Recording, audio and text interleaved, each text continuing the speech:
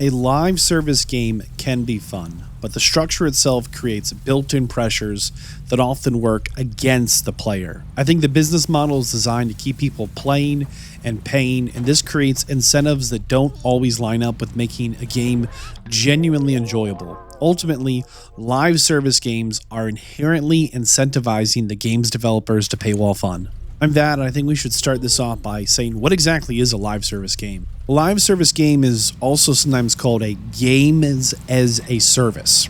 A live service game is a video game that's designed to keep growing and changing after launch.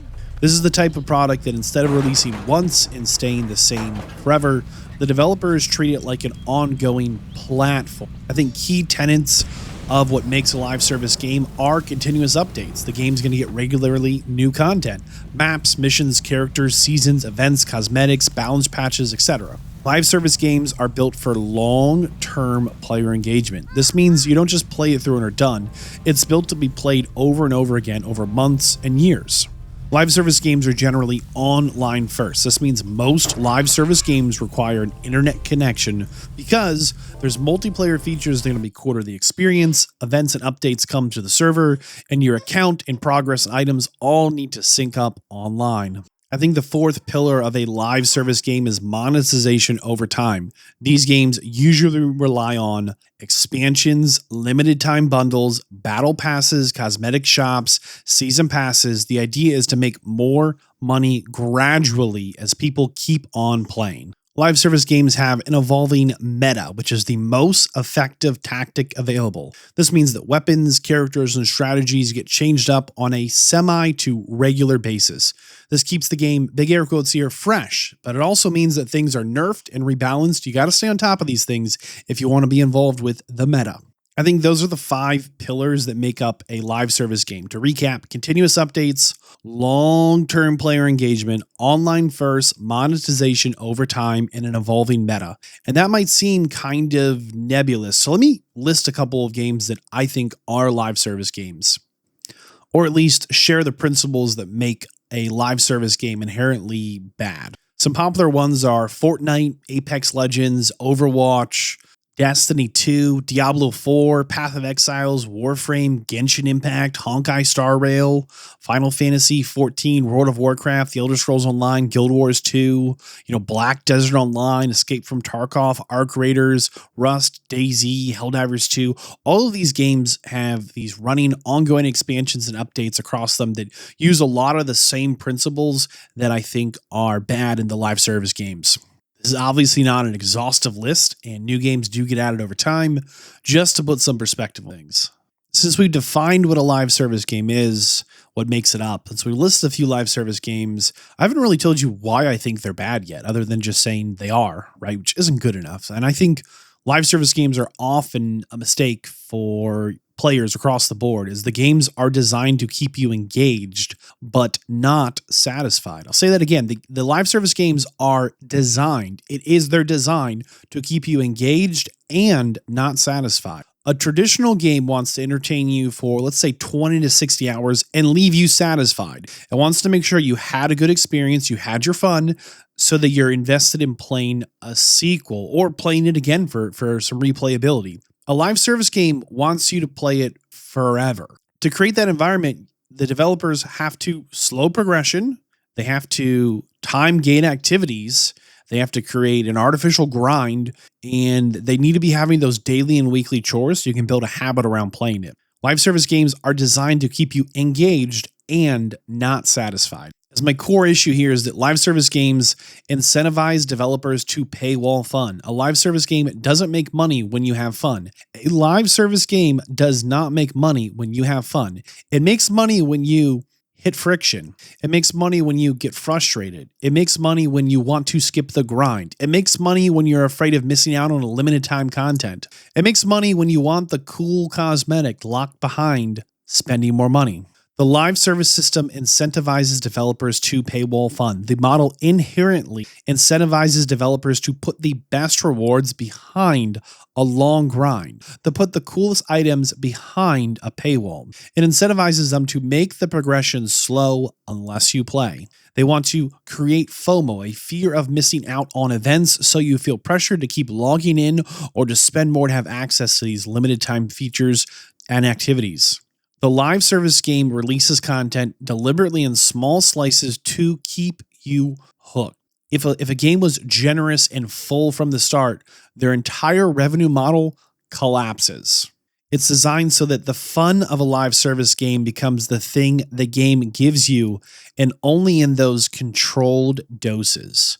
A live service game is never finished. Live service games often launch light because developers plan to add more later. This means that you oftentimes have a rough launch and a long early access period, a bare bones story, missing features, recycled events. You're never really getting a complete product. You're only buying access to a constantly shifting work in progress. And just to remember, these are only online games in general, which means if the servers go down, your skins, characters, items, season passes, unlocks, your time invested just vanishes overnight. This doesn't happen the same way with traditional games. Live service games have developers actively tracking things like time spent and daily active users. This means that they're looking at these key KPIs, key performance metrics, and that leads to them designing things like mandatory logins, limited time rewards, urgency-based events, seasonal resets, and all this is just pressure to keep up. It's not designed to be relaxing entertainment. It's really designed to turn a chore into a disguise as something fun. And I think ultimately live service games create player burnout. Live service loops are built around an endless progression and a seasonal grind, and they reward fatigue. As you never really finish a live service game, you just quit and you're exhausted. Yes, I do think live service games can be fun, but the model itself creates a financial incentive to be designed to slow you down, frustrate you, and pressure you, because that is how this business makes money. A live service game does not reward developers for making a satisfying, complete experience. They are instead rewarded for making an addictive, incomplete one that sells convenience, cosmetics, time savers, and there's a reason that publishers push the live service model so aggressively. Developers and publishers want reoccurring revenue, not one-time sales. This means that they can turn a single purchase into a pipeline where that season pass every 90 days, that new cosmetic coming out this month, the next expansion, the paid boosters, the limited time today only in the shop auction, the premium currencies, the cosmetics. These things create predictable, forecastable income. They can sit down and run the numbers and say, we have X million active users spending Y dollars a month. This solves the problem of a traditional game having revenue spike on launch day and then crash after. Instead, these live service games create that forecastable revenue, which does create higher stock prices. And if anything, it encourages executives to push them harder. There's a hidden engine behind things at times, and it's shareholders. And they don't really want great games. They want year-over-year revenue growth. They want monthly active users going up. They want higher engagement minutes. They want higher average revenue per user. And those are the exact type of metrics live service games look good on, because you can say daily active users are up this percentage. Even if money hasn't changed hands, it looks like monthly active users are going up. You can show, hey, engagement hours have increased. Look how good of a game we are. Battle Pass conversions hit a new high. In reality, none of these metrics mean the game is better. They just mean the business is extracting more money. And you might have missed it there, but the genius of it is it lets the publishers monetize players who don't buy games, because a free-to-play game is a part of this live serve, this business model. Even if the game is free, more players join, and it provides these activity numbers that look good to investors. They can do the numbers and say, hey, we have 100 people that play and 95 of them don't spend any money. These 5 of them do. Hey, we have 100 million people that play, which is fine because these 5 million spend the money. It makes those monthly active users look good. It makes high engagement minutes look good. It makes the higher average revenue per user go up. It's a way to monetize players who aren't necessarily spending money up front on all of your offerings.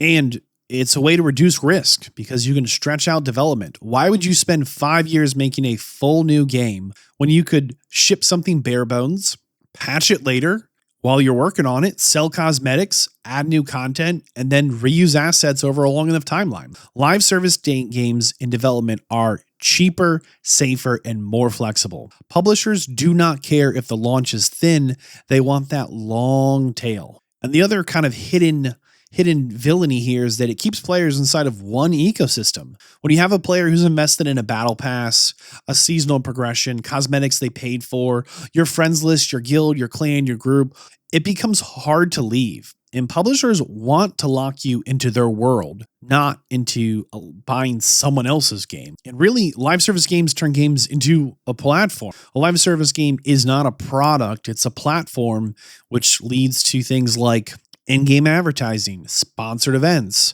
collaborations, crossovers, brand tie-ins, microtransaction experiments. The entire platform of a live service game it creates this secondary business layer on top of the game. At its core, the live service game turns players into reoccurring revenue streams, and that's the ultimate goal for publishers. This model rewards engagements, addiction, FOMO, and spending. It does not reward creativity. A live service game does not reward complete games.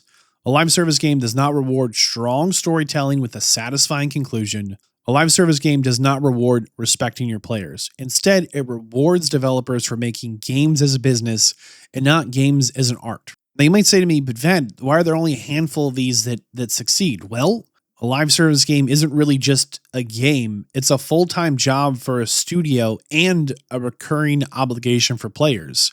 If either side slips up, the whole thing falls apart. To recap, publishers don't want to spend years building a complete game before they monetize it, so they launch early. But players are expecting a full game, so they get the bare bones mission, repetitive chores, shallow endgame, weak questing, one or two activities stretched thin. If the launch window doesn't hook players immediately, they don't return, which means most live service games never recover from those weak first impressions. And content pipelines are too slow.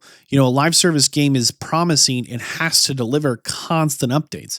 It has to have the new maps, loot, character stories, seasonal events, and balance patches.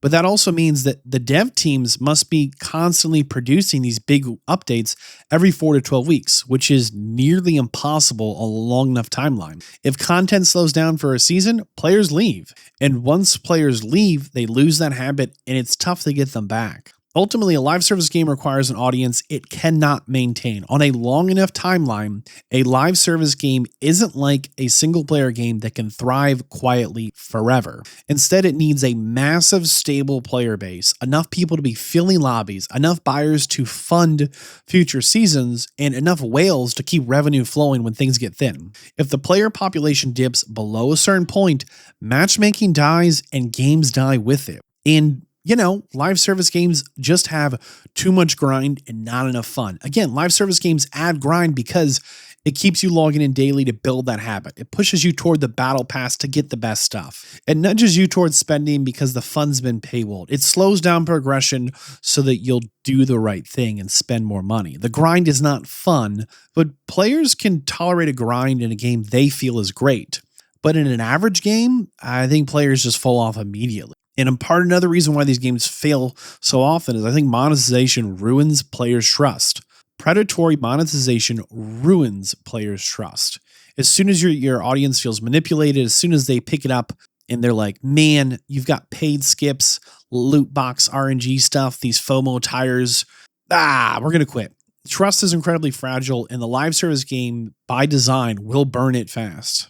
And remember, live service games aren't actually just competing with other actually feature complete games. They're competing with all the other live service games, which means new games have to be better than the giants that already have a foothold in the population. These games that have established communities, huge content libraries, and massive budgets.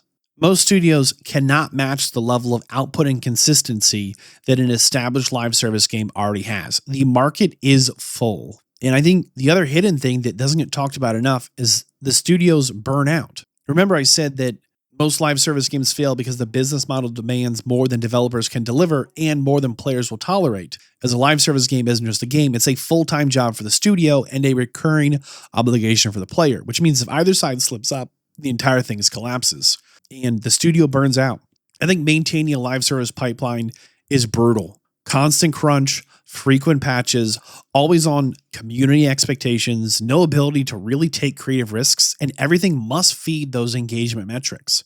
I think this burnout kills teams and the burnout kills creativity. And when the creativity and the content slows, the player base will leave. I also think developers have an issue with live service games because the publisher and the executives or corporate powers that be are interested in that more engagement. They want more reasons to log in daily and higher spending. How do we bump up the average revenue per user? And again, this pressure leads to an unfun grind, an unfair progression, seasonal reset fatigue, and forced FOMO. Players can feel when a game is designed around a spreadsheet instead of enjoyment. And frankly, live service games never get a chance to be good. I actually think many live service games have a solid core, good bones in there, but they never, ever will have the time to fix bugs, polish features, smooth out progressions, really build out their content and tell good stories. Because this business model is judged on short-term monthly revenue, not long-term artistic quality. If a launch fails, the publishers will pull the plug. The developers will be moving on to the next project or the next employer before the game ever gets a chance to have solid footing. And let's be clear here. Players don't want to commit to another forever game. Everyone has one or two games that's their comfy game they play regularly. Everyone has limited time and limited energy. In a live service game, a new live service game is asking the same question. Will you log in every week for the next 3 years? And the answer is no. Live service games fail because the entire model demands endless content, endless time, endless monetization, endless player engagement, and endless developer output. And frankly, most studios and most players do not have that endurance. In a normal game, the goal is make the best experience possible. In a live service game, the goal is keep players logging in every day. I'm going to say that again. In a normal game, the goal is to make the best experience possible. Maximize your fun. In a live service game, the goal is keep players logging in every day. How do we build a habit? This means design continues to shift towards long, padded out progression system, time gates, seasonal checklists, slow XP rates, repetitive daily, weekly chores. These are not fun things. These are retention tools disguised as gameplay. In a long enough timeline, quality drops because retention replaces enjoyment as the design priority. And frankly, fun has to be throttled in a live service game to protect their monetization. As a complete, generous, polished, feature-finished game is bad for a live service business. Because if your players progress too fast or get satisfied early or earn rewards easily, they stop spending money. Live service games inherently are incentivized to design around FOMO, that fear of missing out, cosmetic paywalls, battle pass pressure, skip the grind transactions, and limited time rewards, events, and activities. The model financially rewarding withholding fun and stretching it out or charging for parts that players are enjoying the most. This all undermines game quality. Have you ever noticed that long-term creativity does not exist in any of the established live service games? They almost never evolve creatively, and that's because new content has to be safe, fast, cheap, repeatable, and predictably profitable. This means developers don't experiment. Instead, they repeat old events, reskin old enemies, recycle old assets, ship out small slices of content, and avoid risky ideas that could take too long to develop. Innovation dies in a live service game because development punishes risks. And let's be clear here, storytelling suffers for this. A good story needs a beginning, a middle, and an end. A controlled narrative arc with strong pacing, emotionally connecting characters, a good villain, a good hero. A good story has lots of things it needs, and what a live service game needs is cliffhangers, teases, the never-ending part 1 of 10 arcs. They need endless seasons and player retention metrics between updates. As a result, storytelling in live service games never really evolve. The emotional payoff has to get delayed, canceled, or just not exist. The characters are always static, and plots will just get stretched out. You cannot tell a meaningful story when every chapter only exists to keep people subscribed, not to complete a narrative arc. These games are never finished, so they never get polished. The live service game motto is ship now and fix later. We need the season live now. This game becomes constant work in progress, a patchwork of half-finished systems built on top of each other. Bug fixing, polishing phases, performance optimization, contact locking, quality assurance passes, these things just don't get to happen. It's a messy web of old ideas duct taped together. Long-term quality suffers because the live service teams never get to make things truly good. And because balancing patches never stop, every update is a crisis, and community demands do not relax, and now every season is a deadline. I think these types of burned out developers create high turnover, rush features, declining update quality, lower production values, and institutional knowledge is lost. When the team is exhausted, the game is the first thing that suffers. Now, let's be clear here. If you want to tell a single-player story-driven game, it takes time. And it might not sell battle passes, and it might not have a lot of repeat value. It might build a lot of trust and goodwill and set you up to build a really great sequel, but it doesn't create solid reoccurring revenue in these metrics that publishers want to see. This means live service games gradually shift towards reduced story content because it's cheaper, remove the narrative depth because it's cheaper and faster, replace missions with repeatable loops because it's cheaper and faster, and shift towards grindable content you can farm to prioritize systems that monetize instead of stories that inspire. Game quality goes down because storytelling is no longer profitable in the live services business model. And on some level, the game's identity gets watered down because trying to please everybody leads to pleasing no one. And that original spark, the bones, the core that made the game special will disappear as live service games have to chase trends like extraction mechanics, crafting, survival mode, battle passes, the roguelite loop. After a few years, it's just a diluted identity, a mismatch of features, and a mechanical Frankenstein. Ultimately, live service games optimize for endless engagement and revenue, not artistic vision or cohesive design. Long-term quality will always collapse in a live service game because the systems must stay grind heavy to sell shortcuts. The teams are exhausted. The game is never polished. Nothing can ever truly end. Developers cannot take real creative risks because everything must feed that monetization loop. Storytelling becomes impossible. This model rewards quantity, not quality. They might say to me, okay, Vadd, like, we get it. What should we do? Okay, here's my suggestion. Stop playing live service games out of obligation. You need to be self-aware and recognize that these games are built to make you feel like you have to log in. They're going to have these daily quests, weekly chores, monthly timed events, these FOMO cosmetics, right? That fear of missing out. They're going to have these battle pass expirations. You do not owe these live service games anything. If logging in feels like a job, stop. Play what you want, when you want, for as much fun as you can have. Don't be playing when the game demands it so you can hit these metrics. Recognize these games are built to make you feel like you have to log in. And I'm here advocating for fun first and fun always. This is your recreation time, your hobby, your off time, your fun, and you should have your fun. I think you should spend money on games that respect you. If publishers are watching your spending patterns like a hawk and they see you buying $20 skins, premium currencies, battle passes, and FOMO bundles, publishers will continue to double down on those designs. The strongest message an individual player can send is, I only pay for good games, not manipulative. I'll repeat. The strongest message an individual player can send is, I only play for good games, not manipulative ones. This means you want to be supporting things like fair pricing, honest expansions, games with real, feature-complete, polished content, and developers who are shipping complete experiences. We need to be starving the games that treat players like wallets.